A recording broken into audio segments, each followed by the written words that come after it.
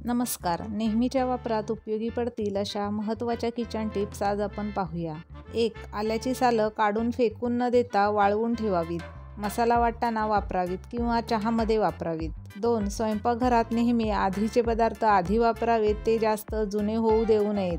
3. हिरवी मिरची घालून बनवायच्या भाज्यांमध्ये मिरची चिरून घालण्यापेक्षा नेहमी वाटून घालावी, भाजी अधिक टेस्टी होते. 4. स्वयंपाकघरात प्रवेश करण्याआधी शुचिर्भूत होऊन सुती व काम करण्यास सोयीचे स्वच्छ कपडे परिधान करावेत आणि केस व्यवस्थित एकत्र वर बांधलेले असावेत. 5. पिठले एकदम टेस्टी आणि झणझणीत होण्यासाठी हिरवी मिरचीचा वापर करावा आणि मिरची थोडी जास्त प्रमाणात घालावी, म्हणजे पिठले अधिक चविष्ट होते. 6. कुठल्याही भाजीत कोथिंबीर भाजी शिजून झाल्यावर शेवटी घालावी, म्हणजे कोथिंबीरीचा चांगला फ्लेवर भाजीत उतरतो.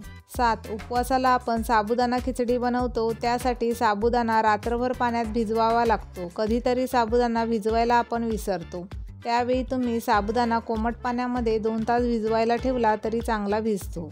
8. कोणत्याही पिठाचे धिरडे करताना त्यात कच्चे तेल टाकावे, त्यामुळे धिरडी सच्छिद्र होतात. आयत्यावेळी 2 मुठी रवा घातल्यास धिरडी कुरकुरीत सुद्धा होतात. 9. शिरा आणि लाडू करताना पाणी किंवा साखरेत थोडे तूप घालावे, त्यामुळे पदार्थ मऊ होतात. 10. बेसन लाडू करताना बेसन चांगले भाजावे, साखरेचे प्रमाण बरोबर असावे. साखर जास्त झाल्यास मिश्रण चिकट होते, त्यामुळे लाडू घशाला चिकटतो. 11. तांदळाच्या खिरीत थोडासा मैदा घातल्याने खीर दाट होते आणि चविष्ट लागते. 12. पुरणाची डाळ 2 तास आधी भिजवावी, म्हणजे डाळ एकजीव शिजते. 13. भेंडी चिरून आदल्या दिवशी फ्रीजमध्ये ठेवावी व दुसऱ्या दिवशी करायच्या 2 तास आधी बाहेर काढावी, म्हणजे भाजी चिकट होत नाही. 14. पुऱ्या किंवा वडे करताना पिठात थोडा रवा टाकावा व पीठ भिजवावे. पुऱ्या किंवा वडे खुसखुशीत होतात व तेलही कमी लागते. 15. सोललेले किंवा न सोललेले काजूगर प्लास्टिक बॅगेत ठेवून फ्रीजमध्ये ठेवल्यास त्यात पोरकिडे होत नाहीत. ओल्या काजूगराची साले पटकन निघतात. 16. कांद्याचे 4 भाग करून कांदे सोलावे, साल पटकन निघते आणि वेळही वाचतो. 17. बरणीचे झाकण घट्ट बसल्यास झाकणाच्या कडेला तेल व मीठ चोळून ठेवावे व थोड्या वेळाने झाकण फिरवून काढावे. 18. लिंबाचे सरबत किंवा संत्र्याचे सरबत करण्यापूर्वी लिंब किंवा संत्री 2-3 तास उन्हात ठेवावीत किंवा गरम पाण्यात अर्धा तास ठेवावी, त्यामुळे रस चांगला निघतो.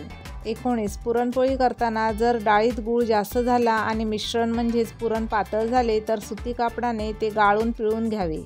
20. पुरणपोळी करताना सुंठ, जायफळ यासह वेलची पावडर देखील पुरणात टाकावी. पोळी पचण्यासाठी या मसाल्याने फायदा होतो, याचा शरीराला कोणताही त्रास होत नाही. वरील नेहमीच्या वापरातील उपयुक्त किचन टिप्स तुम्हाला उपयोगी वाटल्या असतील तर त्या टिप्सचा सुयोग्य वापर करा आणि त्याचबरोबर आपल्या व्हिडिओला लाईक नक्की करा. त्यासोबत आपल्या फ्रेंड्स फॅमिलीसोबत शेअर करा आणि अशाच नवनवीन माहितीच्या व्हिडिओसाठी पाकसिद्धी आणि ETC चॅनलला सबस्क्राईबसुद्धा करा. थँक्यू. धन्यवाद.